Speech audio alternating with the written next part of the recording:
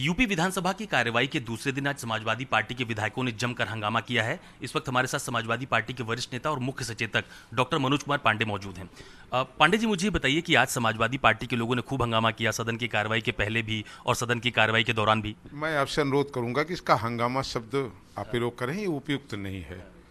आवाज उठाई है समाजवादी पार्टी, मुख्य विपक्ष है, और जब सवाल है कि किसानों की आय दोगुनी करने की बात सरकार ने किया था, धान क्रय केंद्र खोल नहीं पाए, बिचौलिए हावी हैं, धान कहीं खरीदा नहीं जा रहा है, डेंगू से हजारों लोगों की मौत हो गई और सरकार ने स्वीकार किया कि 22,000 से ज़्यादा लोग डेंगू से प्रभावित हुए। जिला अस्पतालों और यूनिवर्सिटियों में विश्वविद्यालय जो हमारी मेडिकल कॉलेजेज हैं, इनमें कहीं बेड नहीं मिल पाई, लोग प्राइवेट हॉस्पिटल जाने को मजबूर रहे, उनकी जेब कटी है, उनकी जेब से पैसा निकला है, उनके परिजन खोए हैं उन्होंने, लोग मरे हैं।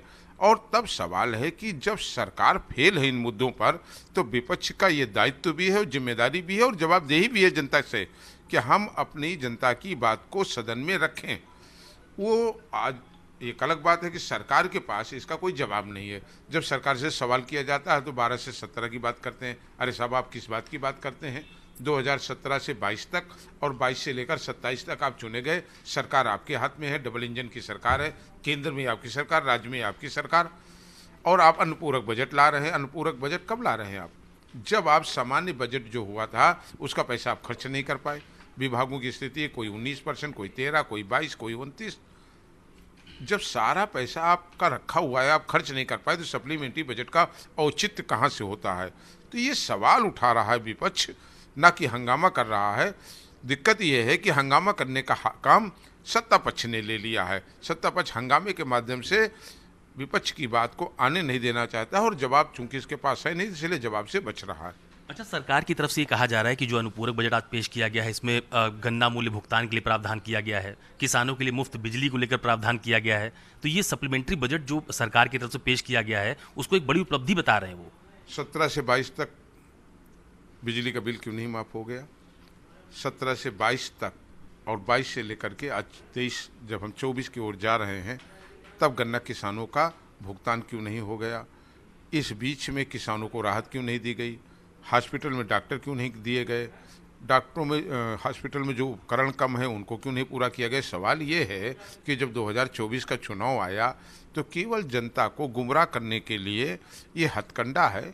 जब गड्ढे भरे नहीं अभी आज तक, रोडों की हालत बहुत ख़राब है, तो सवाल ये कि जब आप पहले काम नहीं कर पाए हैं तो 2024 के चुनाव को देखते हुए केवल आप इस सप्लीमेंट्री बजट के नाम पर केवल जनता को गुमराह करना चाहते हैं। अच्छा, आज सदन में देखा गया कि आप लोगों ने स्वास्थ्य सेवाओं का मुद्दा शुरुआती दौर में ही उठाया था कि उत्तर प्रदेश में स्वास्थ्य सेवाएं ठीक नहीं है, और बाद में जब डिप्टी सीएम ब्रजेश पाठक बोल रहे थे तो उस दौरान भी आप लोगों ने काफ़ी गंभीर आरोप लगाया, काफ़ी नोकझोंक देखने को मिली। नहीं, सवाल नोकझोंक का नहीं है, सवाल ये है कि लोग मरे हैं। कोई गाँव नहीं है जहाँ से लोग नहीं मर गए, कोई कस्बा नहीं है, कोई मोहल्ला नहीं, कोई घर नहीं जहाँ लोग डेंगू से पीड़ित ना हो। आप शाहजहाँपुर की बात कर लीजिए, आप मेरठ की बात कर लीजिए, आप मुरादाबाद की बात कर लीजिए, आप सहारनपुर की बात कर लीजिए, आप रायबरेली की बात कर लीजिए, आप सुल्तानपुर, फैजाबाद, अयोध्या, अम्बेडकर नगर, वाराणसी, कहीं की बात कर लीजिए। क्या डेंगू नहीं फैला? क्या डेंगू से लोग पीड़ित नहीं हुए? अगर आपके घर में नहीं हुए तो आपके पड़ोसी के यहाँ जरूर हुए। तो एक यथार्थ सच को सरकार को स्वीकार करना चाहिए।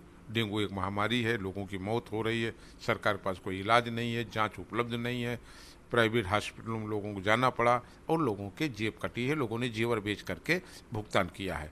तो सवाल है कि जब सरकार जनता का काम नहीं कर पा रही है तो सवाल तो उठेंगे। अच्छा, मुझे बताइए कि ये सदन में जिस तरह का आप लोगों का आक्रामक रवैया देखने को मिल रहा है, अभी सदन बहुत कम समयावधि का है, तो समाजवादी पार्टी की क्या कार्य योजना? जैसे आपने कहा कि ये अनुपूरक बजट लोकसभा चुनाव के मद्देनजर लाए हैं ये लोग, तो ये क्या कार्य योजना है समाजवादी पार्टी की लोकसभा चुनाव? समाजवादी पार्टी तो सत्ता में है नहीं, हम विपक्ष में हैं। हम जनता की आवाज़ को उठा रहे हैं। सत्ता में तो जो लोग बैठे हैं, पैसा उनके पास है, ताकत उनके पास है, खर्च करने की क्षमता उनके पास है, लेकिन वो पैसा भी जनता का है। तो जनता का पैसा जनता में क्यों नहीं जा रहा? किसानों का आमदनी दोगुनी क्यों नहीं बढ़ रही? साढ़ खेत चले जा रहे हैं, उसका कोई मुआवजा नहीं दिया जा रहा। तो ये काम तो सरकार को करना है। जनता तो उनको जगाना चाहती है, लेकिन वो हैं कि कुंभकर्ण की नींद से हटते ही नहीं है, उनकी नींद ही नहीं टूट रही है। बहुत धन्यवाद हमसे बात करने के लिए। ये समाजवादी पार्टी के मुख्य सचेतक डॉक्टर मनोज कुमार पांडे हैं, जिनका साफ तौर पर यह कहना है कि फिलहाल सरकार को जगाने के लिए समाजवादी पार्टी जनहित के मुद्दों को सदन में लगातार उठाती रहेगी। कैमरा पर्सन सचिन सैनी के साथ अशोक तिवारी, लखनऊ, न्यूज़ 24। नमस्कार, मैं हूं मानक गुप्ता। अगर आपको हमारा ये वीडियो पसंद आया हो तो इसे लाइक और शेयर जरूर करें, और हां, हमें सब्सक्राइब और फॉलो करना ना भूलें ताकि आप देश और दुनिया की कोई खबर मिस ना करें। तो जुड़े रहिए हमारे साथ और देखते रहिए